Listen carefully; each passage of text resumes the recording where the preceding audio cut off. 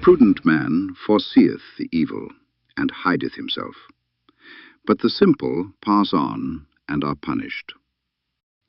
For Thomas and Courtney White, the ledger did not open with a terrifying scream or a sudden violent break in the midnight dark. No, it opened with a turn of a lock and the inheritance of a dream home in the sun-drenched intoxication of the Carmel Valley. They believed a sprawling mid-century modern architectural sanctuary nestled deep in the Santa Lucia foothills, and a solid portfolio and good bank standing was a shield against the haunts of everyday life.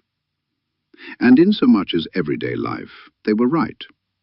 But the inheritance they took in had nothing to do with life whatsoever.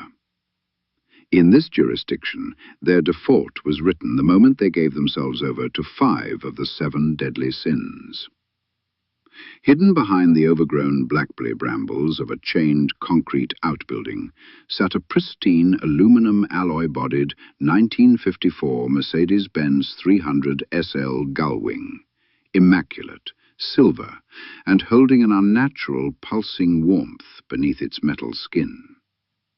The happy couple believed they had won an absolute lottery, an estate, a truly ungodly amount of money, and a rarefied chariot of steel.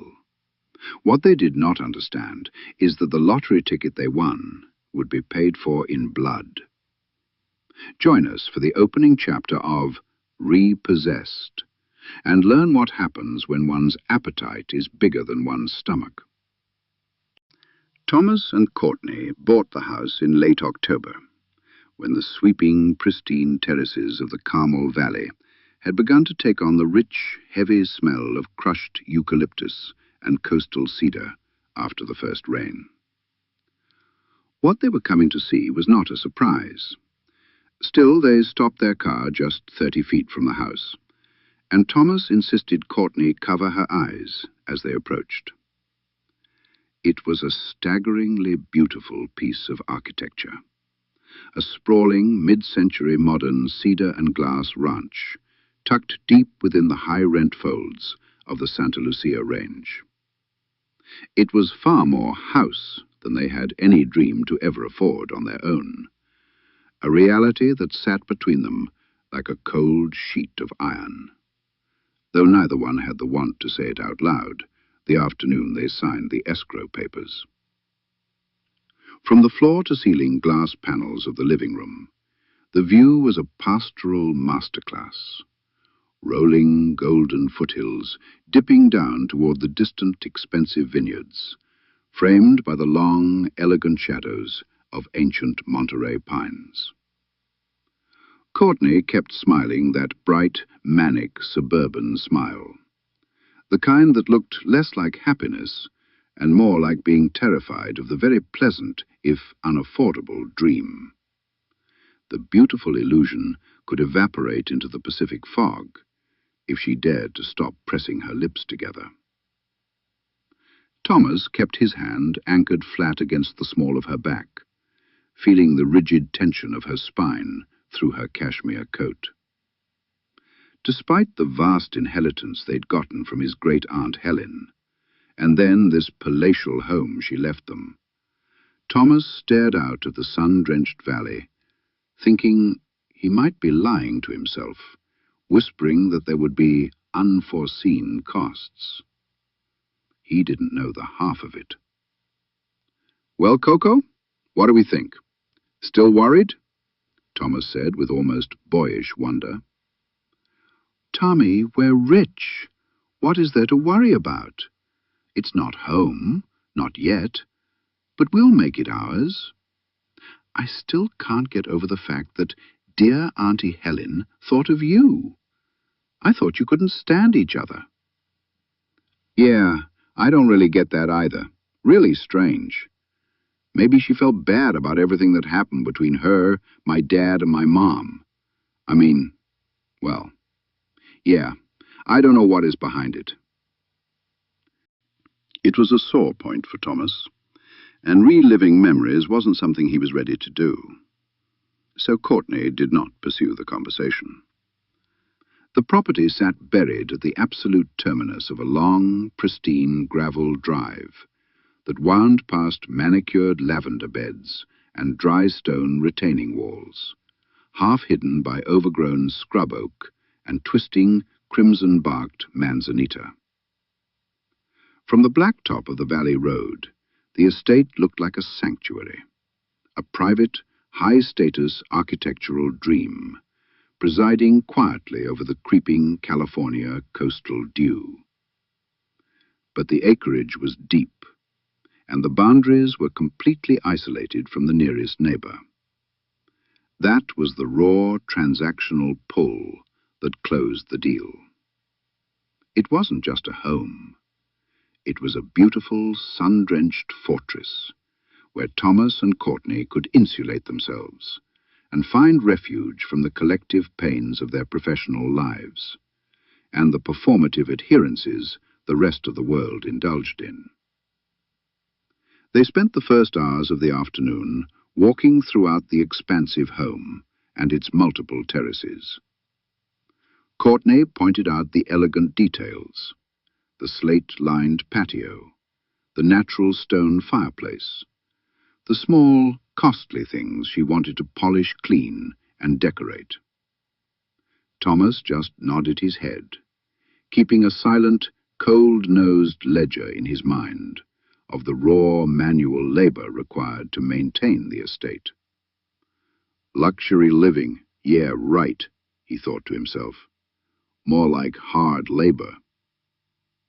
But there was nothing he wanted more than for his new queen to be happy. So, happy wife, happy life, he resigned himself to. This began to feel like something of a castle, one that belonged strictly to them, and not something that they'd have to defend against rising taxes and costs of living. This was a legacy that, despite having been at bitter odds with his estranged auntie, Thomas was grateful for.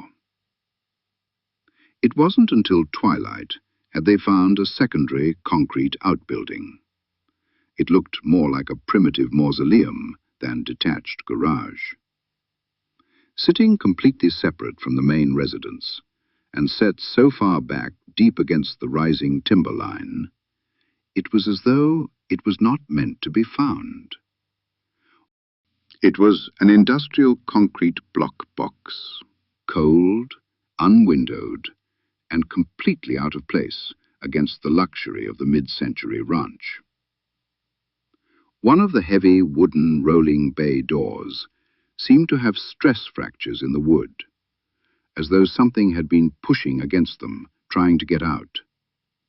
They had been bound tight with an overlapping web of oxidized logging chain, locked shut by an oversized, case-hardened padlock that had rusted over. Thomas and Courtney looked at one another quizzically. Well, it's all ours. All of it, including whatever is in here. I want to know, what's that important to want to keep people out like this? Don't you?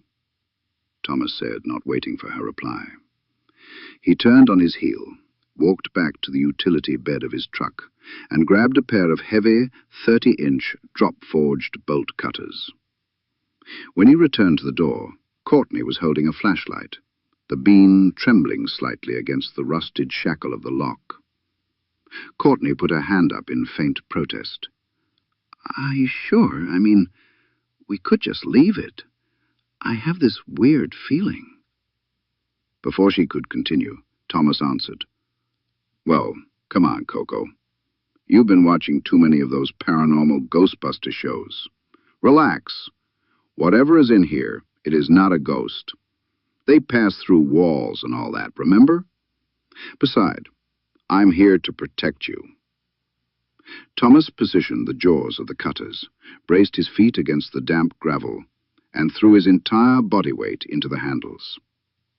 The metal didn't just give way. The rusted shackle snapped with a sharp, violent report that sounded like a gun going off, echoing through the canyon.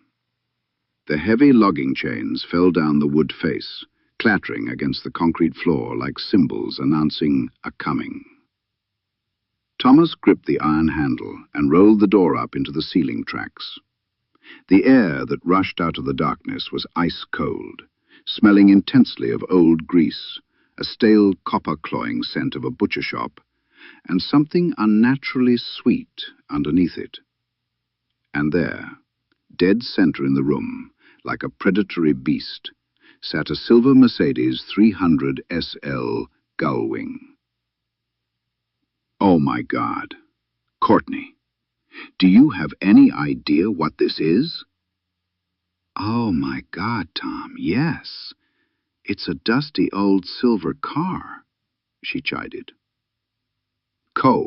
This is an aluminum alloy-bodied 1954 Mercedes-Benz 300 SL Gullwing. Do you have any idea how much this baby is worth? There are only 29 of them in the entire world. Oh, great. Let's sell it. Listen, can we get out of here? This place and your little car here are giving me the creeps. Come on. If this was a Rembrandt in the house, would you want to sell it? I don't want to argue with you, Tom. We can talk about it later, but I am telling you, there is something wrong with this picture and that car, and I'm not riding in it, period. It's not up for discussion.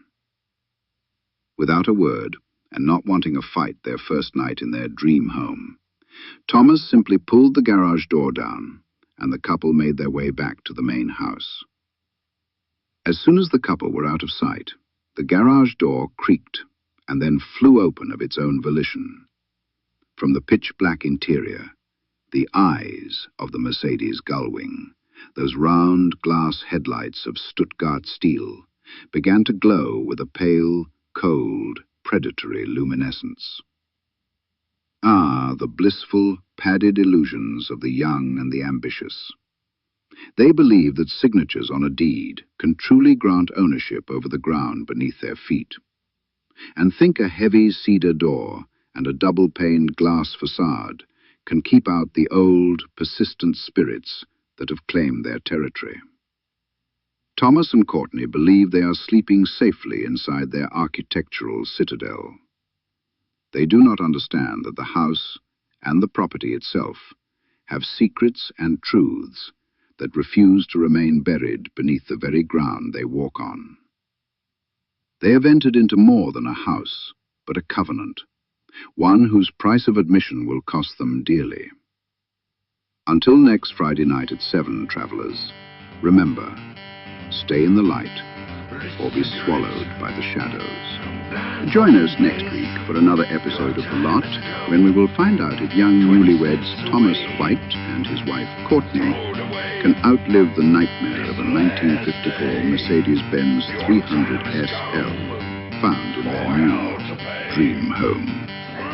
This is The Lot, written and produced by Marcus Machado. Subscribe free at marcusmachado.substack.com. Like the wind and the rain, get on your knees and pray, on your knees and pray.